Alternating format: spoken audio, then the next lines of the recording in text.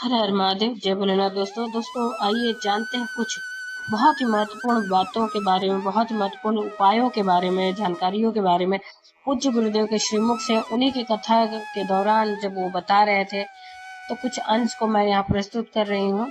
तो चलिए सुनते हैं उन्हीं के श्रीमुख से बहुत ही महत्वपूर्ण जानकारी। सबसे ज्यादा आनंद शंकर जी से पूछा जाए कौन से दिन आता है, तो शिव जी कहेंगे मुझे हर चीज बड़ी पसंद है। शिव जी से पूछा वो क्यों? पार्वती जी ने जब तक करा था, साधना करी थी, उपास करा था, व्रत करा था, पार्वती जी ने ऐसा व्रत करा, ऐसा पाप करा, ऐसी साधना करी, उस व्रत से मैं बड़ा प्रसन्न हूँ। सबसे ज्यादा प्रसन्न मेरे शंकर तीज के दिन होते हैं, सबसे ज्यादा प्रसन्न। और माताओं से निवेदन रहा है, बार बार कहते हैं आप अगर इसका व्रत नहीं भी करते हो तो भी 5-6 वृक्ष की 7 वृक्ष की पत्तियों को तोड़कर तीज के दिन शंकर भगवान को समर्पित कर दो। शंकर जी उस व्रत को स्वीकार कर लेते हैं, इतने प्रसन्न हो जाते हैं। मेरे शिव की प्रसन्नता है तीज पर कि कल है तीज। शंकर और पार्वती 16 दिन तक तैयार हुए थे और तैयार होने के बाद शिव और पार्वती शिव महापुराण के यजमान बनकर जा रहे थे। तो कल का दिन है, वो शुक्ल पक्ष की तीज आती है, वो दिन शंकर और पार्वती शिव महापुराण के यजमान बनकर कथा सुनने के लिए गए थे। 16 दिन तक पार्वती और शंकर का श्रृंगार होता है। उसमें से आज का दिन सिंधारा दूज का होता है। क्यों सिंधारा दूज कहते हैं? सिंधारा दूज का मतलब क्या है? क्यों हिंदू धर्म में सिंधारा दूज मनाई जाती है? आज पूरे भारत की भूमि पर कई माताएं हाथ में मेहंदियां लगाती है, चूड़ियां पहनती है, सुंदर चुनरी पहनती है, माँ ब्रह्मचारिणी का पूजन करती है, माता का आराधना करती है। सिंधारा दूज का मतलब ये होता है कि चंचुला देवी जब 14 दिन तक शंकर और पार्वती अपने गुफा में से बाहर नहीं निकले शिव महापुराण की यजमान बनने के लिए, तब माता चंचुला देवी ने हाथ जोड़कर माँ जगदनी जगदम्बा को सुंदर वस्त्र, सुंदर चूड़ियां, सुंदर आभूषण माता के चरणों में ले जाकर समर्पित करे थे और कहा माँ इन चूड़ियों को जो मैं दे रही हूँ, ये लाल चूड़ी, ये लाल श्रृंगार, ये लाल वस्त्र, जो लाल चूनर यूं मैं प्रणाम कर रही हूँ, माँ बस ऐसी कृपा कर दे कि तू इन चूनर को धारण करे और मेरा भी सौभाग्य, मेरा भी सुहाग अमर कर दे। बस इतनी कृपा मेरे ऊपर कर दे। वो सिंधारा दूज का महत्व है। आज भारत की भूमि की सभी माताओं को सिंधारा दूज का बहुत बहुत बधाई। माता पार्वती, गणगौर महारानी, ब्रह्मचारिणी महारानी, माँ जगत जननी आपके सुहाग को अखंड सौभाग्यवती बनाए, यही भगवान से प्रार्थना। जैसे चंचुला देवी ने माता पार्वती से निवेदन करा था, आप भी एक भाव से निवेदन कर।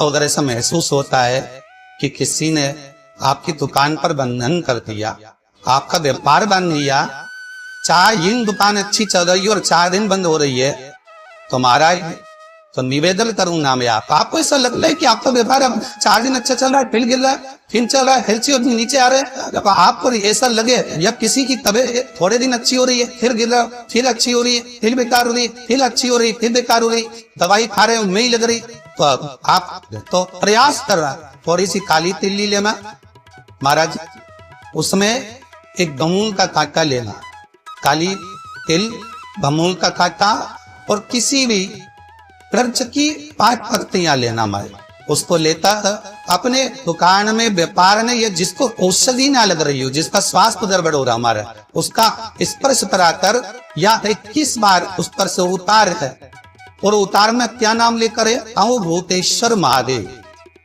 कौन सा महादेव?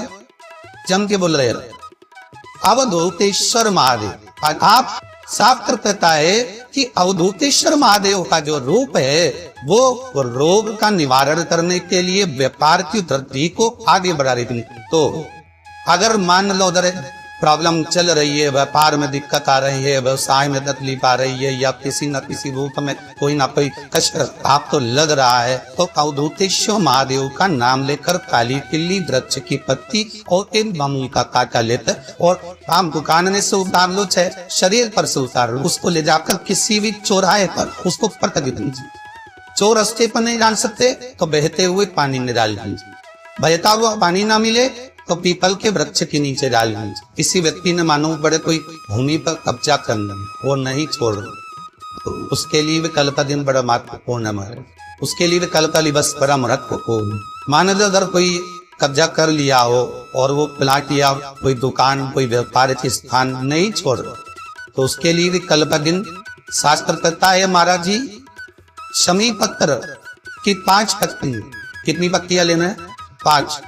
शमी पत्र की 5 पत्ती, बेल पत्र की 11 पत्ती, सूर्य का स्मरण करते हुए सूर्य में से 7 बार घुमाकर भगवान शिव का नाम मंत्र लेते हुए, जो शिव महापुराण का मूल मंत्र है, श्री शिवाय नमस्तुभ्यम, शिव महापुराण के मूल मंत्र का स्मरण कर सूर्य पर से घुमाकर शंकर भगवान के शिवलिंग पर जो समर्पित कर देता है और चरी हुई एक बेलपत्र शमी पत्र उस स्थान पर डाल देता है जो कब्जा नहीं छोड़ रहा। महाराज 6 महीने के अंदर वो कब्जा छोड़कर भागता न जाए, कर्जा का घोड़ा भी है और थोड़ी भी मात्रा का अगर कर्जा है तो उस कर्जे को चुकाने का प्रयास, और अगर नहीं चुक रहा तो कल तो 1 नोगा पानी कलश मारा, उसमें जल भर लीजिए और जल भरकर उसमें 7 दाने चने की दाल डाल लीजिए। 7 दाने चने की दाल को डालकर उसमें थोड़ा सा कुंको रौली थोड़ी सी इसमें डालिए। 3 शमी पत्र, 1 बेल पत्र, वो सब जल के अंदर डालिए और डालकर सूर्य नारायण भगवान को दर्शन करते समय, जल छोड़ते समय उत्तर की ओर, आपकी दृष्टि जब उत्तर का जो भाग हो उस ओर जल का भाग थोड़ा सा छोड़े। आखिरी का बचा हुआ जब जल और बेलपत्र शमी पत्र है एक साथ जब छोड़े तो जितना अपने मन में भाव हो कि हमारा इतना कर्जा है बाबा, वो चूक जाए, या कोई पैसे नहीं दे रहा है उसका भी स्मरण कर सकते कि हमारा इतना उपके लेना, और वो जल शमी पत्र बेलपत्र उसी समय पर नीचे डाल लें, उसका चीथा थोड़ा सा अपने ऊपर लेकर प्रवेश कर। ज्यादा से ज्यादा 5 महीने 6 महीने कहीं ना कहीं बाबा ऐसी कृपा कर देता है, कोई सहयोग, कोई धन, कोई संपदा, कोई व्यापार ऐसा बना देता है कि पैसा हाथ में आता है और कर्जा चूक जाता है। ये बाबा ये, और एक बात तो याद रखना, हमें किसी से लेकर नहीं देना है पैसा, भगवान से ये निवेदन करना है अब को कि बाबा हमको ऐसा देता है, दे ऐसा धन हमारा खुद का दे जिससे हम अपने पैसे से कर्जा चुका। एक बात को ध्यान से सुनिएगा, विवाह हो, शादी, संतान प्राप्ति, विवाह के बाद में विवाद या किसी नए कार्य के लिए आगे बढ़ रहे हैं और उसमें अड़चन आ रही है, तो एक बार किसी ज्योतिष आचार्य के पास जाकर पूछना, वो बता देगा या तो मंगल या शनि कुछ ना कुछ कोई ना कोई पूर्व ग्रह का तकलीफ दे रहा।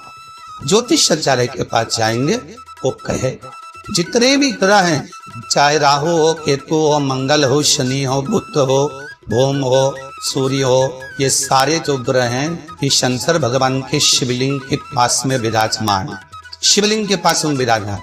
कभी मौका मिल जाए, विवाह शादी में देरी हो रही हो या कोई नया कार्य चालू कर रहे हो उसमें देरी हो रही हो, या कोई सर्विस के लिए नौकरी के लिए जा रहे हो और वो कार्य नहीं हो रहा हो, तो एक धतूरा, केवल एक धतूरा, उस धतूरे को फोड़कर उसके अंदर का फल निकाल, उस फल को शिवलिंग पर चढ़ा, 1 लोटा जल शंकर भगवान को समर्पित कर समर्पित करो।